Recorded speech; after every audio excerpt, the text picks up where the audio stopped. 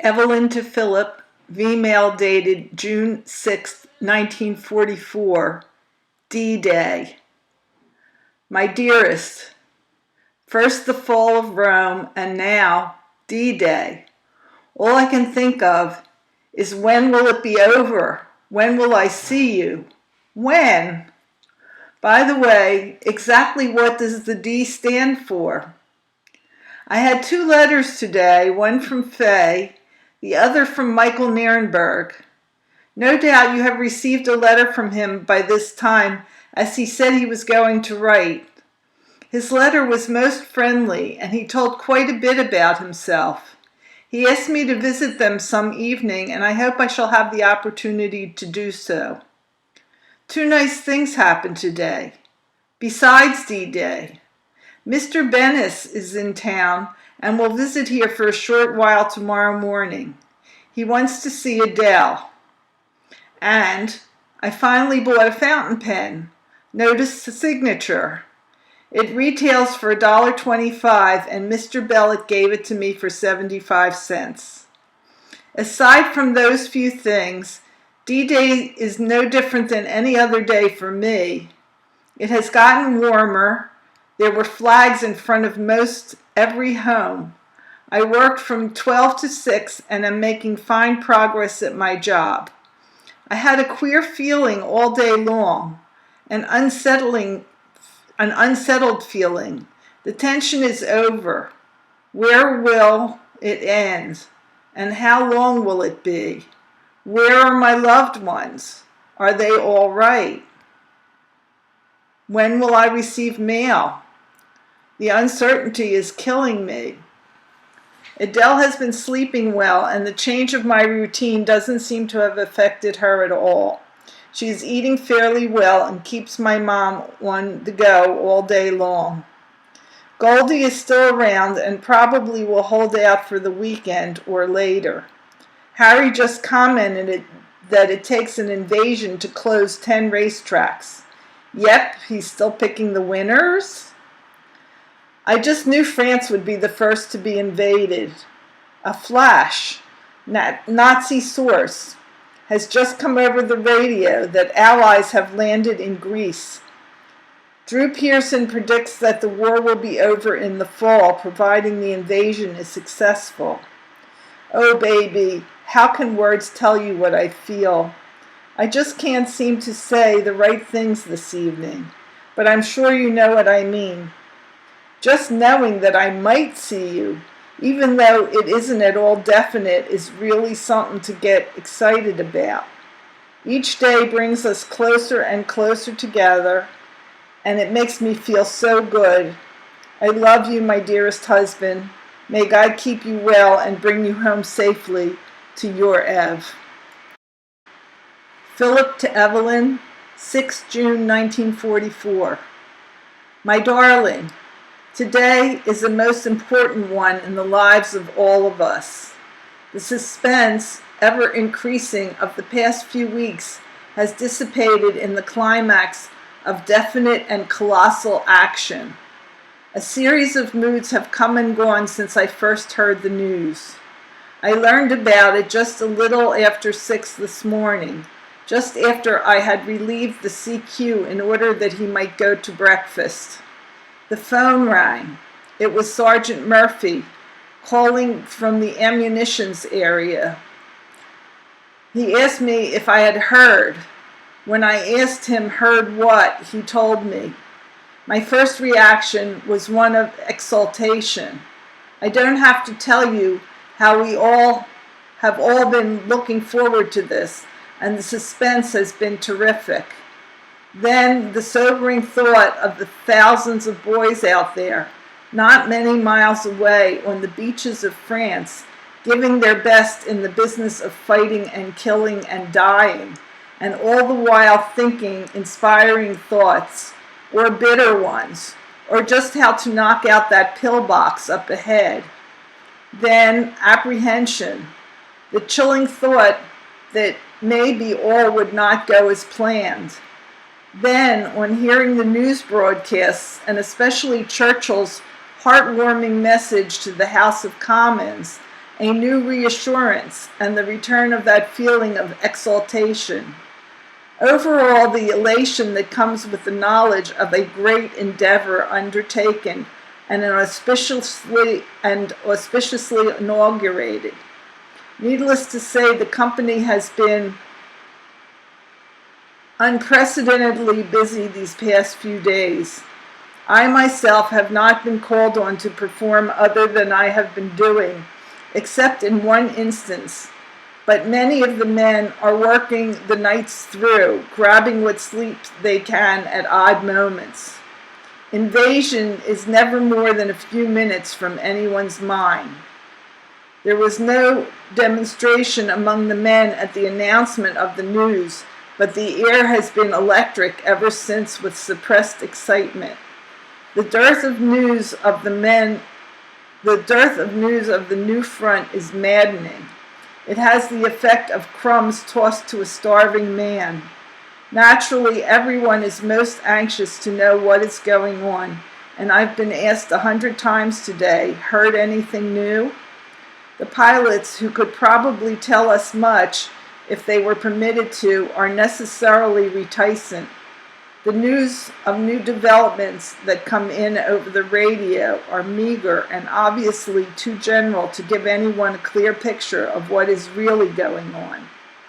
I'm wondering, dear, what impact the news made on you and the people of the neighborhood as a whole. I don't know what part the various boys of the neighborhood are playing in this undertaking, and am therefore unaware of the probable emotional repercussions of all their mothers and wives and sweethearts. But this much I do know, that you and Mom need worry very little on my account.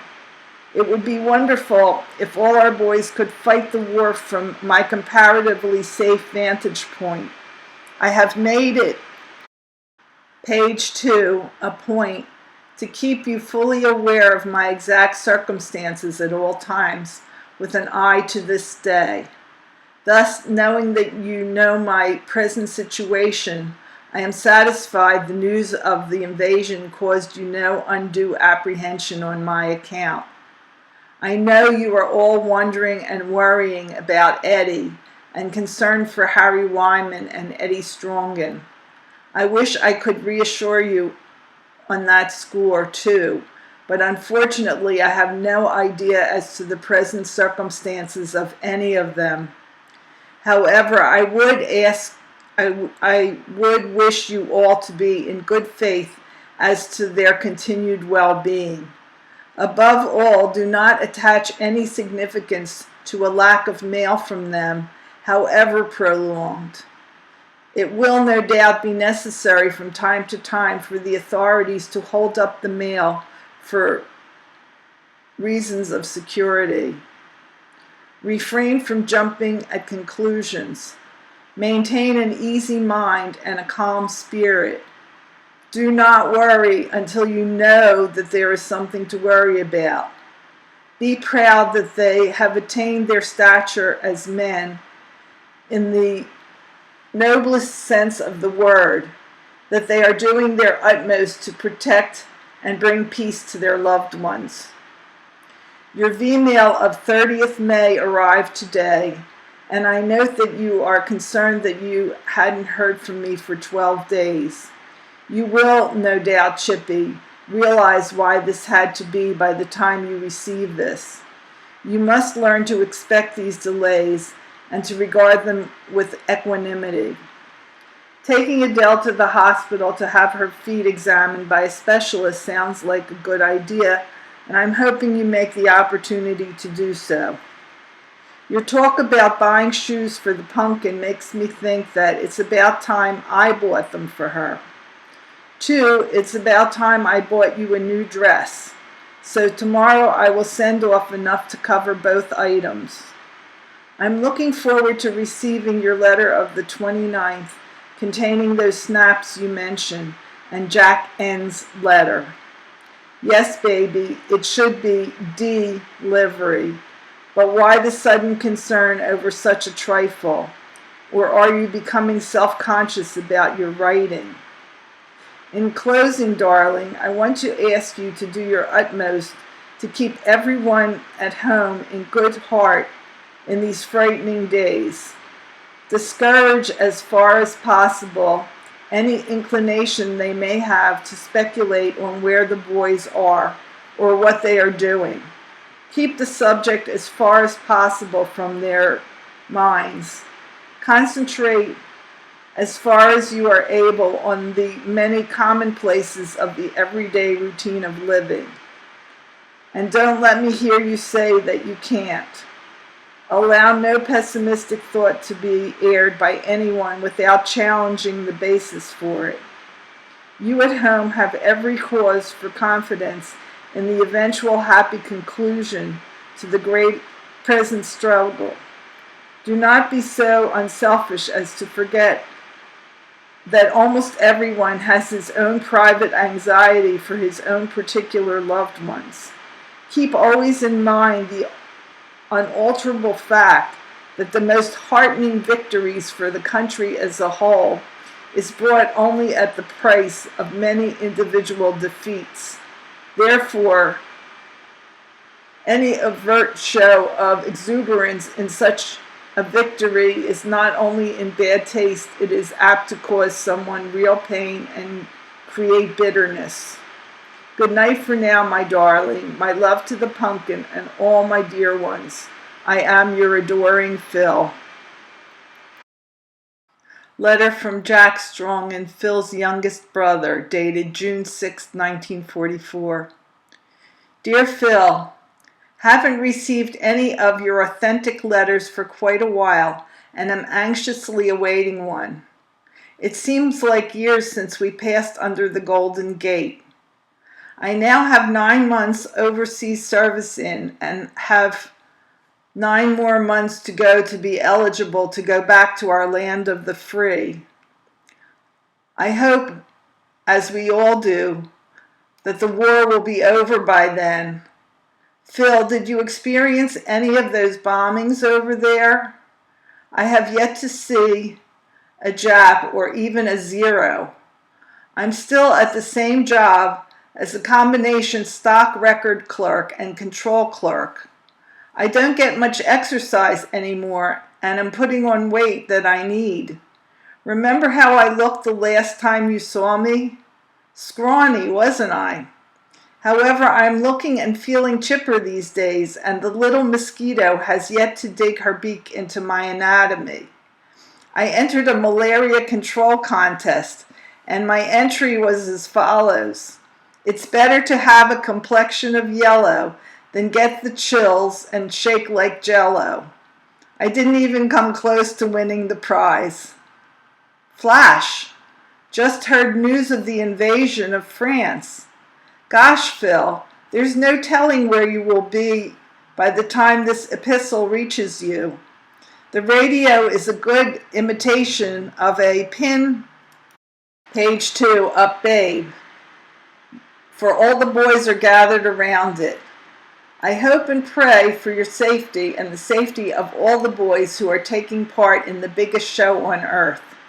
I know that what I am just about to write will sound silly to you, for I'm just your kid brother. But if you are over there where those dirty juries are beginning to understand how hopeless their plight is, please stay close to the good earth and smudge up that fair-skinned puss of yours. In other words, take good care of yourself, you big lug. I hear from the folks quite often. I'm sure you know of the arrival of one Whittle He-Man, Stuart Chase, so I shan't say any more about our brand new cousin. Ev wrote me that you had sent Mom, your mother-in-law, and Ev orchids for Mother's Day. You certainly outdone me, Phil, for I sent the only thing available, a greetogram. The way Ev, Gloria, and Goldie write, the spirit of Mother's Day was never higher. I know that the folks at home will be even more concerned about your safety now that the invasion is a reality. So please, Phil, write to them as often as you can. And don't forget your kid brother down where South meets West. Well, Phil, Here's hoping we shall be seeing each other in the very near future. As ever, your kid brother, Jack.